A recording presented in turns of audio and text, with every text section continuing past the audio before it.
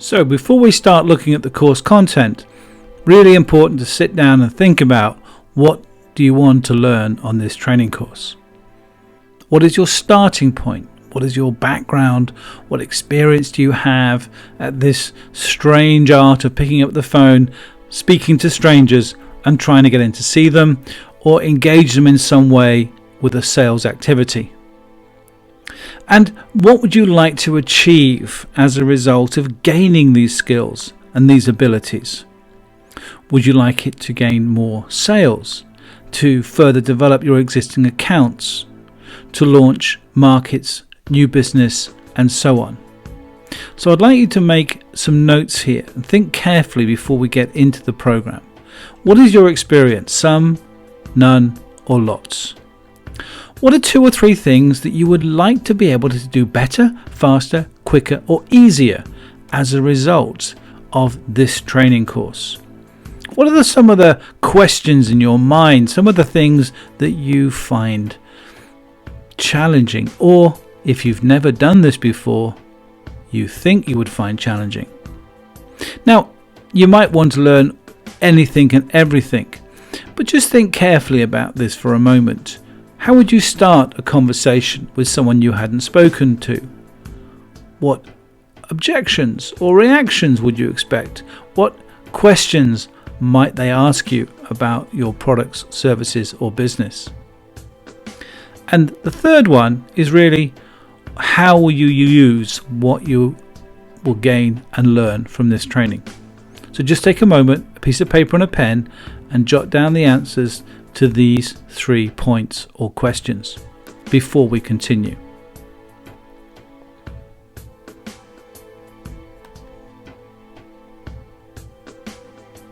So, if there is any type of magic bullet in sales prospecting, it is this: have some goals.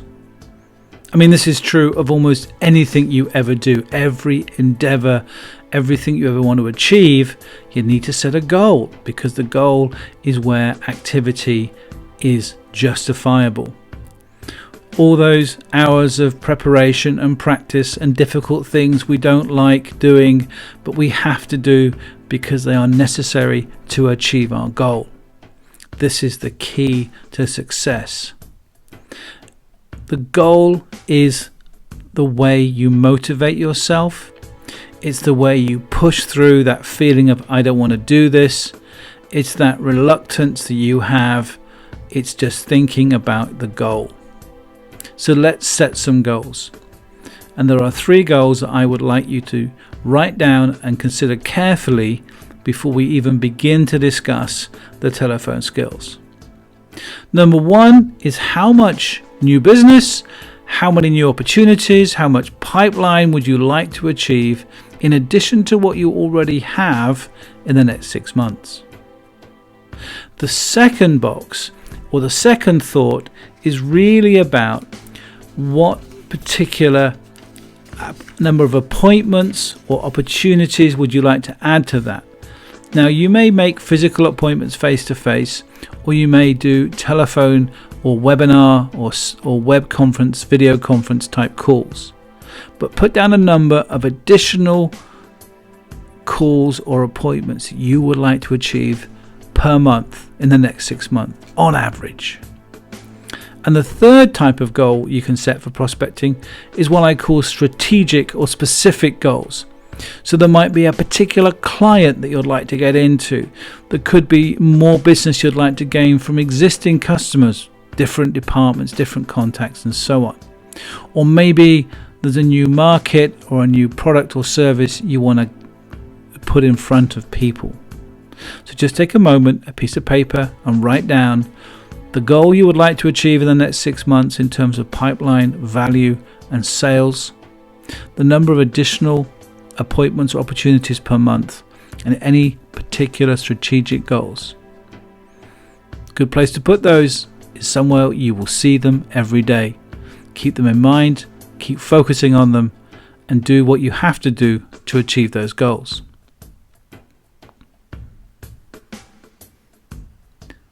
before we start looking at the different ways of making appointments and techniques, let's take a quick quiz.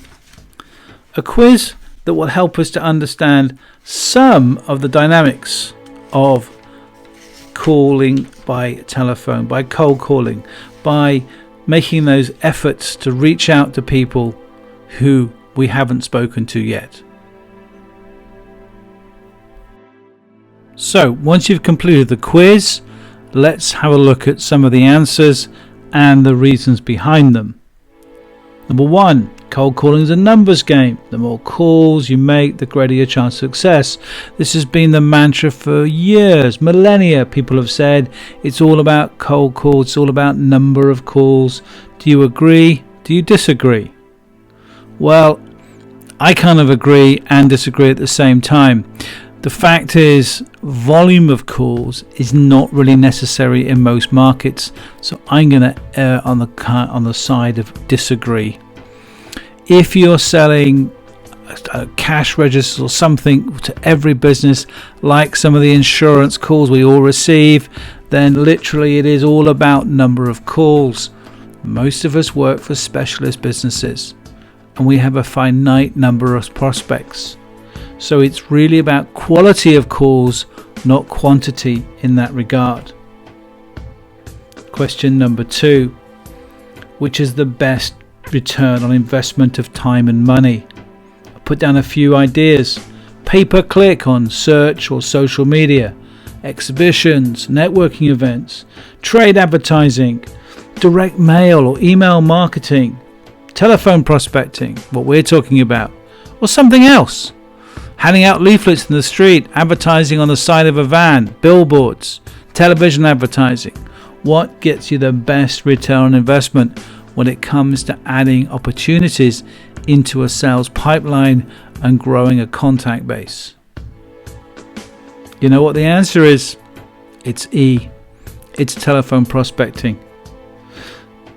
We might like to fool ourselves that sending out emails generates opportunities, or standing on an exhibition stand for 5 days and spending thousands of pounds produces leads, but just a few hours a day done consistently will produce business.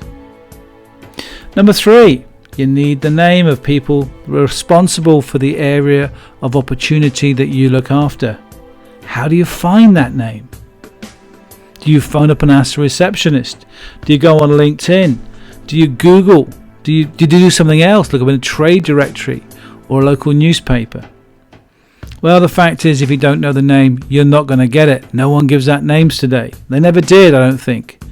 LinkedIn is your friend in this regard. You can find out not only the name, but the background, the career profile, and lots of other information about the person that you need to contact before you even contact them. Number 4 is how persistent do you have to be? I mean, how many times would you call someone back before giving up? Once? 3 times? 5 times? 10 times? Or E, never? Well, the right answer is C or D, 5 or 10. Research has shown that most people will agree to receive your information or make an appointment after the 5th or 6th attempt. The majority of people will give up after the 3rd or 4th attempt, which gives you an advantage straight away.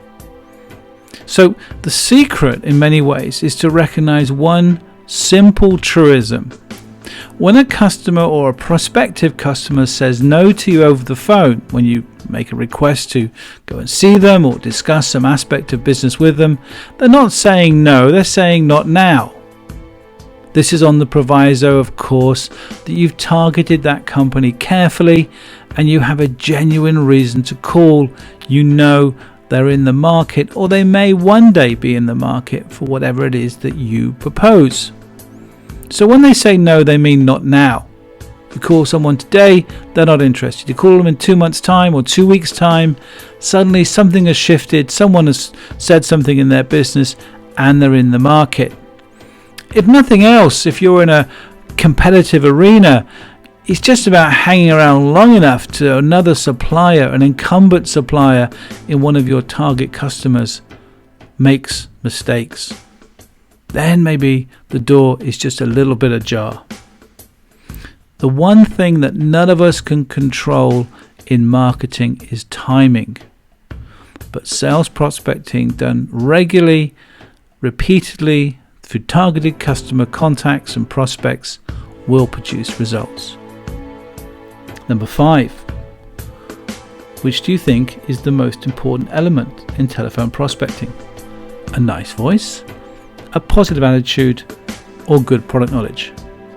Well, they're all important, I'll give you that. Probably a positive attitude is the place to start. A nice voice, well, the more cold calling, the more prospecting, the more telephone work you do, the better your voice will get. In this regard, activity tends to produce ability. So you may not be the world's greatest or the most skilled telephone prospector at the moment, but just get started. That's the way to master this particular skill set.